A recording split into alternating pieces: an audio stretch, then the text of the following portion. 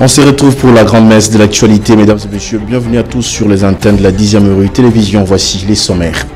À la une de cette édition du journal, plusieurs quartiers de Kinshasa sont sous l'eau ce samedi après des pluies torrentielles tombées dès les premières heures de la journée. Bien que les autorités n'aient pas encore communiqué le bilan officiel, des vidéos circulant sur les réseaux sociaux montrent d'importants dégâts matériels. La circulation fortement perturbée, notamment sur le boulevard Triomphal près du Palais du Peuple, où plusieurs véhicules sont restés bloqués. La Société nationale d'électricité SNEL a dû couper l'alimentation de sa station-service située dans le quartier Funa, dans la commune de Limité, après qu'elle a été inondée, privant ainsi l'électricité à plus de 2 millions de personnes. On en parle dans ce journal. Le président de la République a présidé le 18e Conseil des ministres du gouvernement souminois. Ont figuré dans le menu la question sécuritaire sur l'étendue du territoire national, l'administration du territoire et la problématique des transports en RDC. Le Conseil a également prévu une évaluation de la campagne de riposte contre le monkeypox. Et puis ces chiffres, 57,8% des Congolais jugent positif les bilans des 100 premiers jours du gouvernement Judith Souminois, selon le tout dernier sondage de la structure Le Point. Même si beaucoup reste à faire, les sondés pensent que l'espoir est permis et que les jours à venir, le gouvernement souminois va relever les défis du développement intégral. Et voilà tout pour les sommaires. Mesdames et messieurs, bienvenue à tous à cette livraison d'informations sur 10e rue Télévision. La ville de Kinshasa a été paralysée ce samedi 19 octobre après de fortes pluies qui ont inondé les principales artères de la capitale. Les Kinois ont été contraints de rester chez eux, les rues étant impraticables pour les taxis, taxibus et motos. Les caniveaux bouchés ont aggravé la situation, empêchant ainsi l'écoulement des eaux et les drainages des eaux de pluie qui ont envahi certaines habitations. Les écoles, marchés, boutiques, pharmacies et autres commerces sont restés fermés à cause des inondations qui ont touché plusieurs quartiers, y compris dans la commune UP de la Gombe. Quelques courageux ont tenté de se rendre au travail, mais la majorité des habitants ont préféré rester chez eux pour éviter les risques, notamment celui de l'électrocution. Les principales artères menant au centre-ville, déjà en mauvais état, sont complètement inondées. Des avenues comme Kabambare, Bokassa, Kabinda, Croix-Rouge, Triomphal et Huileri présentent des scènes désolantes. Nous y reviendrons. Et cette pluie diluvienne qui s'est abattue sur la capitale ce matin a laissé d'énormes dégâts. Je l'ai dit, le bilan n'est pas encore officiellement communiqué, mais les chiffres parlent d'eux-mêmes. Près de 2 millions de personnes sont touchées par la coupure d'électricité, avec 418 cabines endommagées. Le ministre des Ressources hydrauliques et de l'électricité s'est rendu au poste de la Funa, où il a promis des mesures fortes face à cette situation. Suivez. Après cette grave pluie qui a paralysé les activités dans la capitale ce matin, le ministre des Ressources hydrauliques, Teddy Luamba, a constaté l'ampleur des dégâts. Le poste de la SNEL de la Funa est totalement submergé, entraînant une coupure qui a privé de nombreux foyers d'électricité. La situation est alarmante et les conséquences pour la population sont dramatiques. Selon les responsables de la SNEL, des transformateurs, des câbles et d'autres équipements essentiels sont plongés sous l'eau. Pendant ces temps, les techniciens s'efforcent de pomper l'eau pour établir l'accès au poste. Les chiffres parlent d'eux-mêmes. Près de 2 millions de personnes sont touchées, avec 418 cabines endommagées. Malgré 90% des riverains indemnisés, ces derniers demeurent réticents et s'obstinent à ne pas quitter les lieux. Le ministre Teddy Luamba a quant à lui déclaré que 2 mesures seront prises pour évacuer les riverains dans les prochains jours.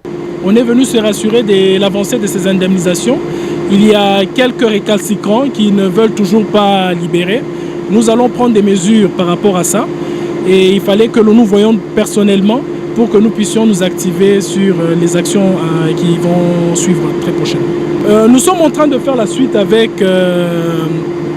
USM et nous allons intéresser aussi nos autres collègues de l'urbanisme ainsi que l'intérieur pour que l'action puisse être un peu plus forte parce que nous sommes au début de nos pluies. Et il serait de bonne loi que nous puissions prendre des mesures beaucoup plus fortes. Dès l'entame de la semaine, nous prendrons des mesures qui s'imposeront quant à cela. Teddy Luamba a également promis de collaborer étroitement avec le ministère de l'Intérieur et de l'Habitat pour faire face à cette crise qui a tant duré. Le chef de l'État a présidé vendredi à la Cité de l'Union africaine les 18e Conseil des ministres du gouvernement souminois. La sécurité sur l'étendue du territoire national, l'administration du territoire et la problématique des transports en RDC ont figuré à l'ordre du jour.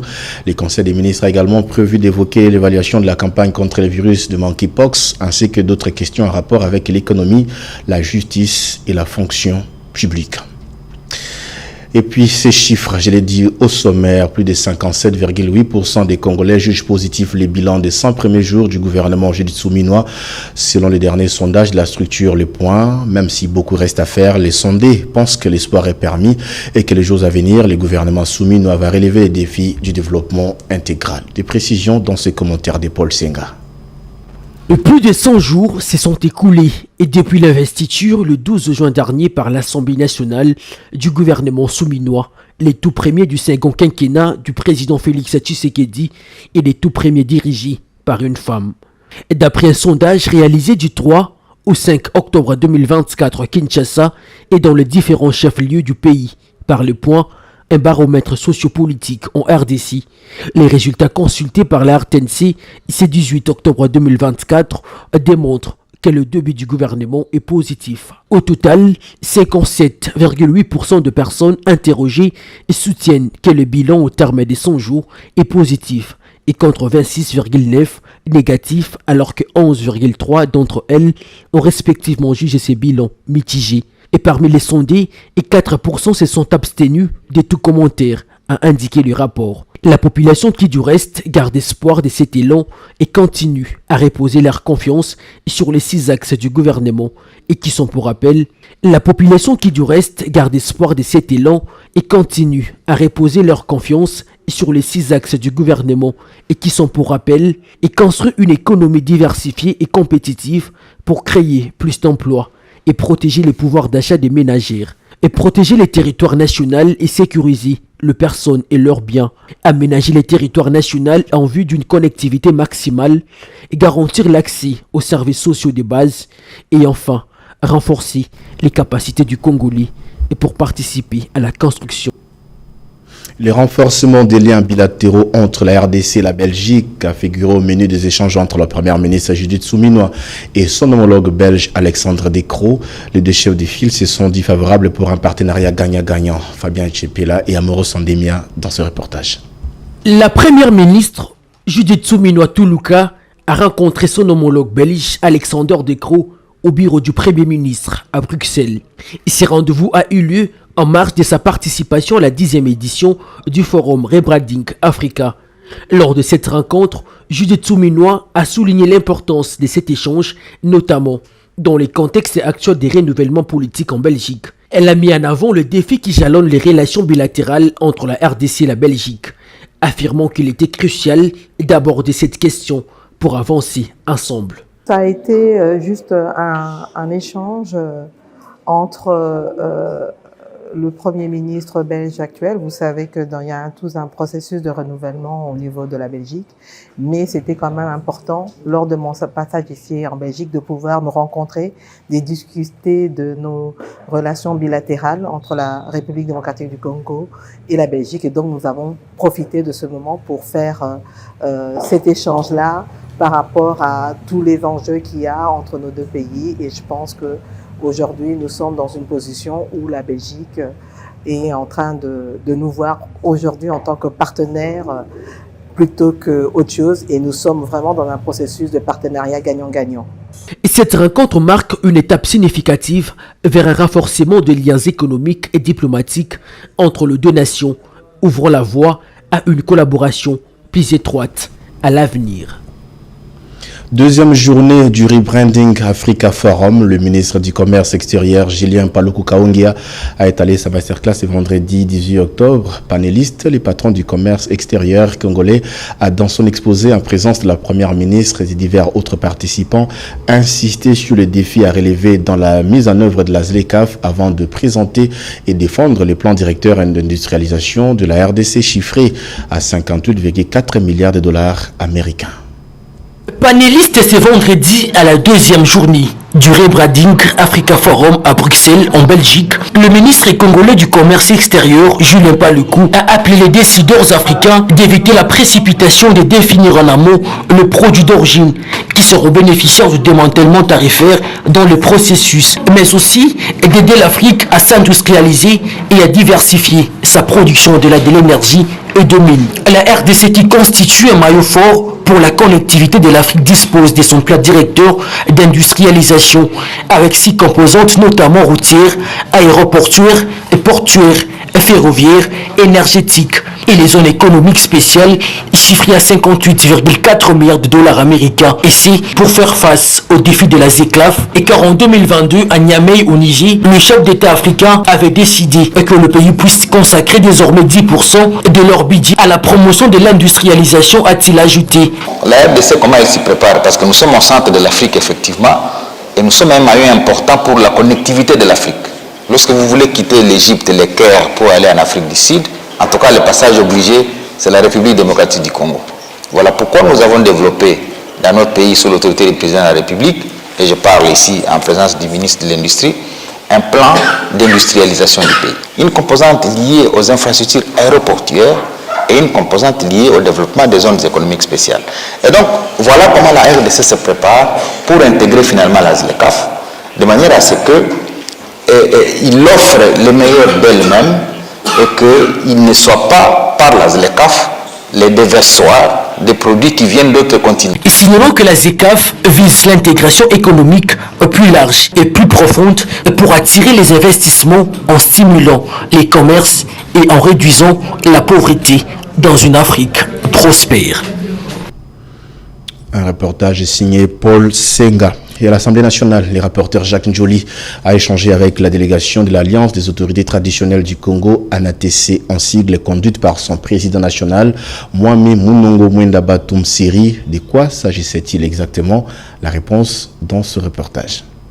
Cette délégation était venue exposer au rapporteur de la Chambre basse du Parlement le nombreux problèmes que les autorités coutumières rencontrent dans leur gestion courante.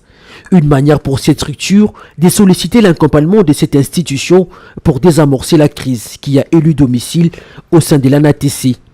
Nous sommes venus avec un comité restreint, échanger avec le rapporteur de l'Assemblée afin de lui exposer les problèmes liés au pouvoir coutumier et comment la Chambre basse peut nous accompagner dans l'apaisement des crises que nous connaissons.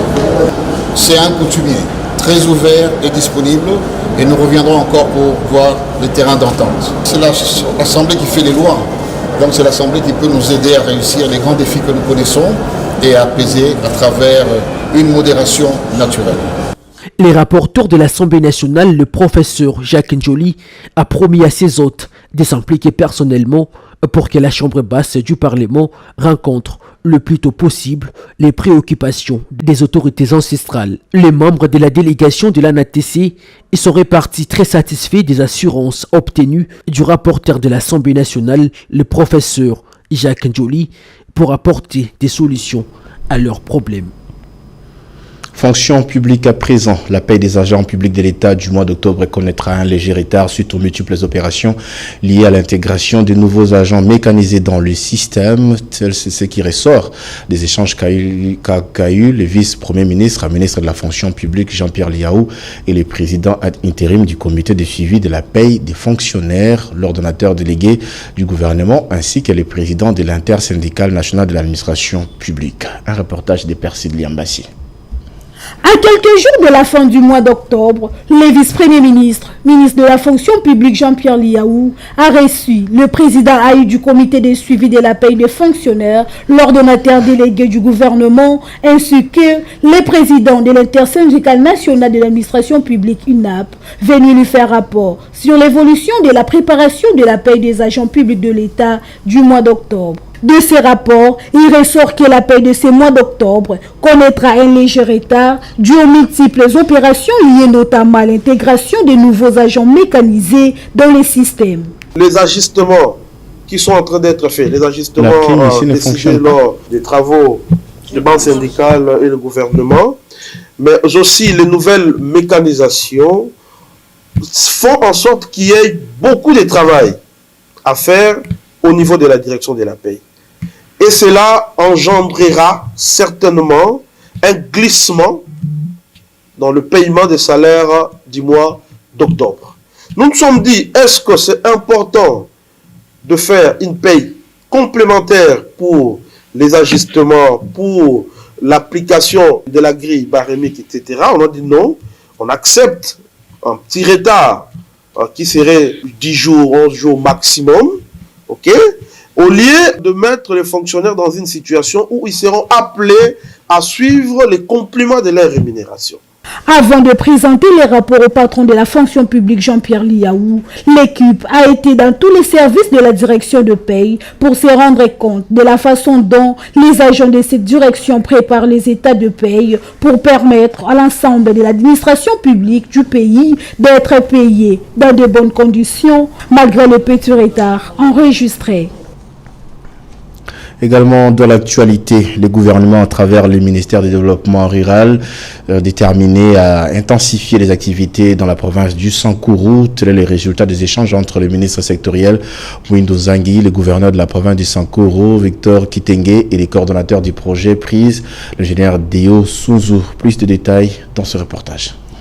Le ministre d'État en charge du développement rural, Mwindo Nzangi Mutondo, a eu ce vendredi 18 octobre 2024 une séance de travail avec les coordonnateurs du projet Prise, Deo Sunzu, en présence du gouverneur du Sankourou. C'est dans le cadre d'étudier les modalités d'une prochaine mission d'inspection des infrastructures réalisées et à réaliser au Sankourou, dans le cadre du projet de renforcement des infrastructures socio-économiques Prise, coordonné par Deo Sunzu. Le ministre d'État Mwindo Nzangi Mutondo a indiqué que tout est fait prêt pour effectuer une visite dans le Sankourou afin de répondre aux besoins de la population. Je suis venu discuter avec les coordonnateurs de Prise sur la prochaine visite que nous allons effectuer dans la province de Sankourou pour voir les infrastructures qui sont faites dans le cadre de Prise. Comme vous le savez, j'ai reçu une délégation de députés nationaux et du gouverneur de Sankourou qui me posait des questions sur l'effectivité des grands projets dans les Sankourou. Et je leur ai dit la meilleure façon pour eux de se rendre compte du grand travail qui est fait par le développement rural à travers le projet Prise, c'est de nous rendre sur le terrain. Donc on est venu discuter sur les modalités de visite avec le gouverneur de province de Sankourou. Je crois qu'on s'est mis d'accord, on va devoir communiquer les jours qui viennent la date. Il faut noter que Prise a déjà l'expérience des constructions des châteaux d'eau dont les réservoirs sont d'une grande capacité au pays. Ces réseaux d'adduction d'eau desservent plusieurs habitants qui accédaient difficilement à l'eau potable, comme au Sankourou, révèlent les sources concordantes. Situation sécuritaire dans l'Est de la RDC, dans le cadre des efforts continus du processus de Luanda visant à trouver une solution durable face à la crise qui secoue cette région. Le président angolais João Manuel Lourenço a eu ce samedi matin des entretiens téléphoniques avec ses homologues Félix Antoine Tshisekedi Tshilombo, président de la RDC, et Paul Kagame, président du Rwanda. Le président Lourenço a abordé avec ses deux homologues les développements récents dans le cadre de ces négociations et les prochaines étapes pour consolider la stabilité de la paix dans l'Est de la RDC où les groupes armés continuent à s'aimer l'insécurité. Voilà, mesdames et messieurs, c'est à travers cette information que nous mettons un point final à cette édition du journal. Mais si vous nous avez pris en cours de diffusion, voici l'essentiel à retenir. À la une de cette édition du journal, plusieurs quartiers de Kinshasa sont sous l'eau ce samedi après des pluies torrentielles tombées dès les premières heures de la journée. Bien que les autorités n'aient pas encore communiqué des bilans officiels, des vidéos circulant sur les réseaux sociaux montrent d'importants dégâts matériels. La circulation est fortement perturbée, notamment sur le boulevard Triomphal près du Palais du Peuple, où plusieurs véhicules sont restés bloqués. La Société nationale d'électricité a dû couper l'alimentation de sa station située dans le quartier Funa, dans la commune d'Elimité, après qu'elle a été inondée, privant ainsi l'électricité à plus de 2 millions de personnes dans la capitale. Le président de la République a présidé le 18e Conseil des ministres du gouvernement souminois.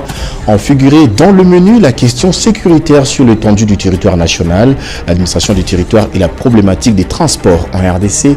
Le Conseil a également prévu une évaluation de la campagne des ripostes contre les monkeypox. Vous avez suivi les points dans ce journal. Et puis ces chiffres, 57,8% des Congolais jugent positif les bilans des 100 premiers jours du gouvernement Judith Souminois, selon les tout derniers sondages de la structure Le Point. Même si beaucoup reste à faire, le sondé pense que l'espoir est permis et que les jours à venir, le gouvernement Judith Souminois va relever les défis du développement intégral. Voilà, ce journal est complètement terminé. Merci à la grande équipe rédactionnelle des 10e Rue Télévision qui m'a aidé à préparer et à vous présenter cette grande édition du journal. Nous remercions également nos équipes en régie pilotées par Dieudonné Masunda et Enoch Louyeye. Germain Mundoukou et Faïda Kimbembi étaient à la prise de vue. Vous étiez nombreux à nous suivre. Merci de nous rester fidèles et surtout,